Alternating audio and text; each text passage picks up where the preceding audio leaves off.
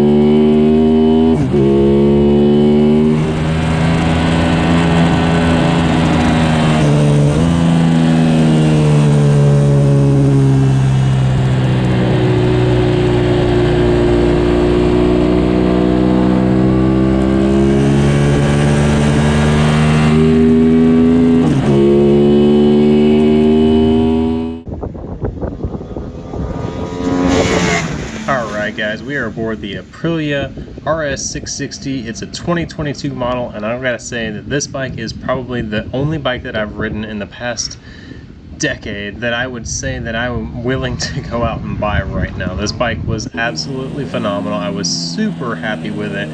I went out with the intentions on only taking it out for about 2 to 3 laps, and that changed after about the 3rd lap. I was a little thrown off by the quick shifter and the auto blip because my bike does not have that, but it was super convenient. Once I got the hang of it, it felt great. The tires hooked up really well. I believe they were Rosso 4s if I'm not mistaken. Really great tires. The suspension felt amazing. I mean, for stock suspension, this bike felt great. The handling, the handlebars, I'm not sure how the stock handlebars would feel, but these felt great. Felt great. Clip-ons, what I'm used to on my 750. The ergonomics of this bike are actually very similar, I feel like, to my 750 because I felt at home on this bike as soon as I sat on it. It is a little bit taller. The seat height is a little bit taller than my 750, which if you're a shorter person, it may affect you. I'm 5'11", for reference. Eric is 6'1", I believe, so it doesn't really affect either one of us, but I could tell that it was definitely a little bit higher than my 750. So yeah, I rode the bike for an entire session. I think I did like 10 or 12 laps on the thing and felt great. I think my lap times from what I was seeing was like 132s, which is not a bad pace at all. Pretty decent pace, especially for a bike that I've never been on before. Just for reference, I run 124s at Jennings on my 750, but I am super familiar with that bike. With this bike, I would definitely not push myself to get to that speed. It's definitely capable of it. I would honestly go out and buy this bike right now if I could afford to have this bike and all of my other toys, but unfortunately that's gonna have to wait, so you guys will just have to enjoy this track day footage until then. Thanks guys.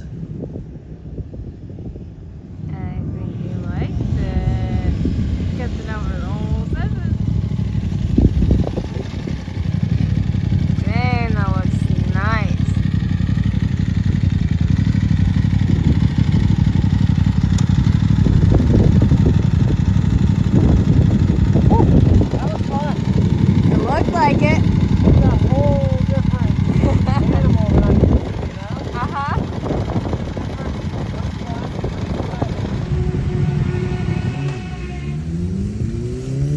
Yeah, how was it? Oh, it was amazing. Yeah? I was like, I'm just gonna do 2-3 laps. Like 4 laps in, I'm like, how long have I been out here? Dude, it's so smooth. And nice. like, I was throwing myself off because I'm used to manually shifting. Yeah. And like the 3rd lap in, it like dawned on me. I was like, oh yeah, he has auto blip. I'm like, all right, bang, bang, bang. Nice.